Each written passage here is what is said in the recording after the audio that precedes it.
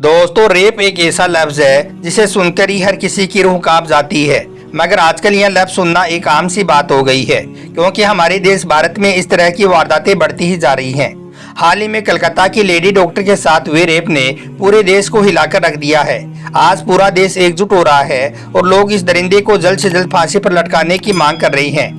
आज के इस वीडियो में हम आपको बताएंगे कि हमारे देश भारत में रेप की वारदातें इतनी ज्यादा क्यों हो रही है, इसके पीछे की असल वजह क्या है, और साथ ही आपको एक ऐसे लड़के का सच्चा वाकया भी बताएंगे जिसने अपनी सारी जिंदगी गुनाहों में गुजार दी, यानी कि सारी जिंदगी उसने गलत काम किए, लेकिन फिर मरने के वक्त उस लड़के के साथ में कुछ ऐसा हुआ कि जिसे सुनकर आपके भी रोंगटे खड़े हो जाएंगे। इसलिए आज का यह वीडियो आप सभी के लिए बहुत खास है। आप इसको आखिर तक जरूर देखें और मेहरबानी करके इसे शेयर भी कर दें ताकि और भी लोगों के पास में यह वीडियो पहुंच जाए। तो चलिए दोस्तों, शुरू करते हैं।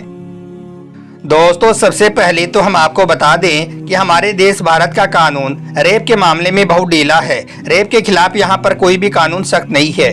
यही वजह है कि हमारे देश भारत में इस तरह की घटनाएं लगातार बढ़ती जा रही हैं। अगर भारत में जुर्म की सजा जुर्म के हिसाब से दी जाए तो फिर दोबारा कोई भी ऐसा जुर्म करने के बारे में सोचेगा भी नहीं।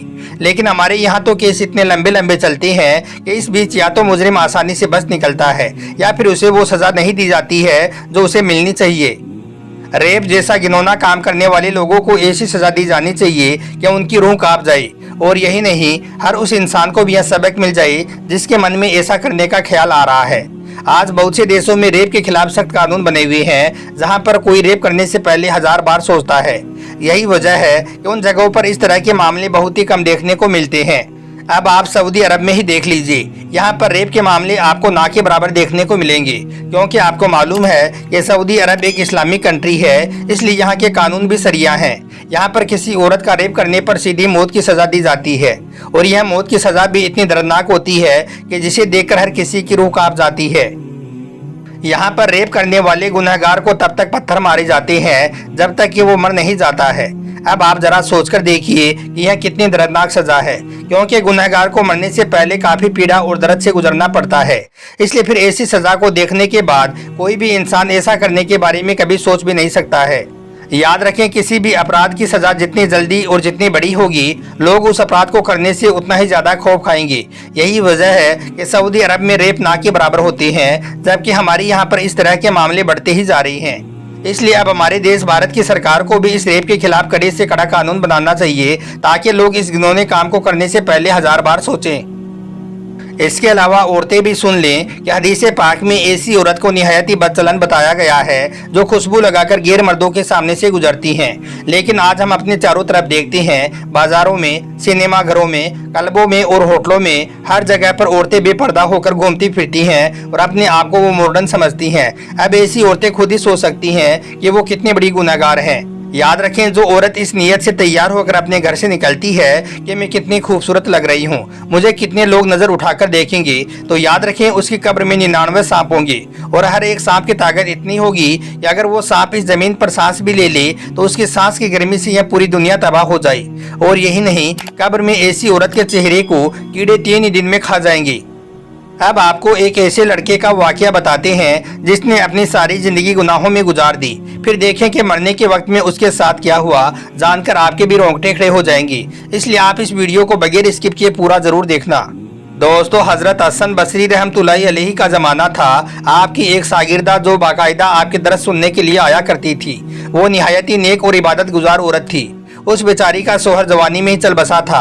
अगर वो चाहती तो उस वक्त दूसरा निकाह भी कर सकती थी, मगर उसने अपने दिल में सोचा कि मेरा एक बेटा है जो अभी बहुत छोटा है, अगर मैं दूसरा निकाह कर लूंगी तो इससे मुझे तो दूसरा शोहर मिल जाएगा, लेकिन मेरे इस बच्चे की जिंदगी तबाह हो जाएगी। बस यही सोचकर फिर उस अजीम माँ ने अपने जज्बात की कुर्बानी दे दी और दूसरा निकाह नहीं किया। अब वो माँ घर में अपने बेटे का पूरा ख्याल रखती थी, लेकिन जब वो बच्चा घर से बाहर निकल जाता तो उस माँ को कुछ भी मालूम नहीं होता था कि वो कहाँ गया है और वो क्या कर रहा है। अब उस बच्चे की चढ़ती हुई जवानी थी। इस उम्र में वो बच्चा शबाब और शराब के कामों में मसरूफ हो गया, यानी कि वो तरह तरह के गलत कामों में पड़ गया। इधर माँ उसको लगातार समझाती रही, लेकिन बच्चे पर कुछ भी असर नहीं हो रहा था, और इस तरह से फिर वो दिनों दिन बिगड़ता ही चला गया। अब एक दिन वो औरत अपने बेटे को साथ लेकर हजरत हसन बसरी रहमतुल्लाहि अलैहि के पास गई। इसके बाद हजरत भी उस लड़के को कई घंटों तक समझाई, लेकिन उस लड़के का नेकी की तरफ कोई भी रुझान ना हुआ। यह देखकर हजरत के दिल में भी यह बात आ गई कि शायद इस लड़की का दिल पत्थर का बन चुका है, इसके दिल पर मोहर लग चुकी है, अब यह नहीं सुधरने वाला है। अब आपको मालूम है कि माँ तो आखिर माँ होती है। माँ अब भी उसे प्यार से समझा रही थी कि बेटे नेक बन जाओ, तुम्हारी यह जिंदगी और आखिरत दोनों संवर जाएगी। लेकिन वो नहीं माना और बुराई की तरफ आगे बढ़ता ही चला गया। फिर कई साल बुराई के काम करने के बाद उस नौजवान ने अपनी दौलत के साथ साथ अपनी सेहत भी बर्बाद कर ली। अब उसके जिस्म में लाइलाज बीमारियां पैदा हो चुकी थी। मामला यहाँ तक पहुँच चुका था कि अब उसमें उठने और बैठने की ताकत भी ना बची थी। अब उस नौजवान ने बिस्तर पकड़ लिया था। अब यह देखकर उस लड़के के दिमाग में आखिरत का सफर आने लगा था। इसके बाद माँ ने उसे फिर समझाया कि बेटा तूने अपनी जिंदगी तो खराब कर ली, अब अपनी आखिरत को संवार ली और अल्लाह से सच्ची तौबा कर ली। अल्लाह बड़ा गफूर और रहीम है, वो तुम्हारे तमाम गुनाहों को माफ कर देगा। अब अपनी मौत को सामने देखकर उस नौजवान का दिल भी मोम का हो गया था। इसलिए इस बार माँ के समझाने पर वो नौजवान लड़का कहने लगा, माँ मैं कैसे तौबा करूँ, मैंने तो अपनी जिंदगी में बहुत बड़े बड़े गुनाह किए हैं जिनकी शायद माफी ही नहीं है। यह सुनकर माँ ने कहा, बेटा हजरत हसन बसरी से पूछ लेते हैं कि आखिर किस तरह से माफी मांगी जाए। इस पर बेटे ने कहा, माँ अगर मैं मर जाऊं तो मेरा जनाजा हजरत हसन बसरी से पढ़वाना। तो यह सुनकर फिर वो माँ हजरत हसन बसरी के पास गई। उस वक्त हजरत खाने से फारिग हुए थे, थके हुए थे, इसलिए आप आराम फरमा रहे थे। इतने में उस माँ ने दरवाजा खटखटा दिया। पूछा कौन? बोली हजरत मैं आपकी शागिर्दा हूँ, मेरा बेटा आखिरी हालत में है, अब वो तौबा करना चाहता है, इसलिए आप मेरे घर पर तशरीफ ले चलें। यह सुनकर हजरत हसन बसरी रहमतुल्लाहि अलैहि ने सोचा कि यह नौजवान शायद मुझे फिर से धोखा दे रहा है और यह मेरा फिर से वक्त जाया करेगा। सालों गुजर गई हैं, उस नौजवान पर अब तक मेरी किसी भी बात का कोई असर नहीं हुआ है, तो फिर अब क्या होगा। बस यही सोचकर फिर हसन बसरी अपनी शागिर्दा से कहने लगी, मैं अपना वक्त फिर से जाया क्यों करूं। इसके बाद उस माँ ने कहा, हजरत मेरे बेटे ने कहा है कि अगर मेरा इंतकाल हो जाए तो मेरा जनाजा हसन बसरी से पढ़वाना। तो यह सुनकर हजरत कहने लगी, ए औरत मैं उसके जनाजे की नमाज नहीं पढ़ाऊंगा क्योंकि उसने आज तक कोई भी नेकी नहीं की है। तो यह सुनकर वो शागिर्दा खामोशी से उठी और रोती हुई अपने घर को वापस चली गई। बेटे ने पूछा, माँ क्या हुआ। इस पर माँ कहने लगी, बेटा एक तरफ तेरी यह हालत है जिसे देखकर मैं अजियत में हूँ और दूसरी तरफ हजरत हसन बसरी ने भी इनकार कर दिया है, क्योंकि बेटा उनके समझाने पर भी तूने उनकी बातों पर कभी अमल नहीं किया, इसलिए अब वो भी हमारी बात को नहीं सुन रही हैं। यह बात उस नौजवान ने सुनी तो उसके दिल पर भी गहरी चोट लगी। वो लड़का दर्द भरे लहजे में अपनी माँ से कहने लगा, माँ मेरी एक आखिरी वसीयत सुन ले। माँ ने कहा कि बेटा वो क्या है। वो लड़का कहने लगा, माँ है तो अजीब वसीयत, मगर उसको तुम पूरा करना। फिर वो कहने लगा, माँ मेरी जब जान निकल जाए तो सबसे पहले अपना दुपट्टा मेरे गले में डालना, फिर मेरी लाश को कुत्ते की तरह सहन में घसीटना। माँ ने पूछा, बेटा वो क्यों। तो कहने लगा, अम्मी जान वो इसलिए ताकि दुनिया वालों को यह पता चल जाए कि जो अपने रब का नाफरमान होता है, जो अपनी माँ का नाफरमान होता है, उसका आखिर में यही अंजाम होता है। इसके बाद वो लड़का कहने लगा, माँ मुझे कब्रिस्तान में दफन मत करना। माँ ने पूछा, बेटा वो क्यों।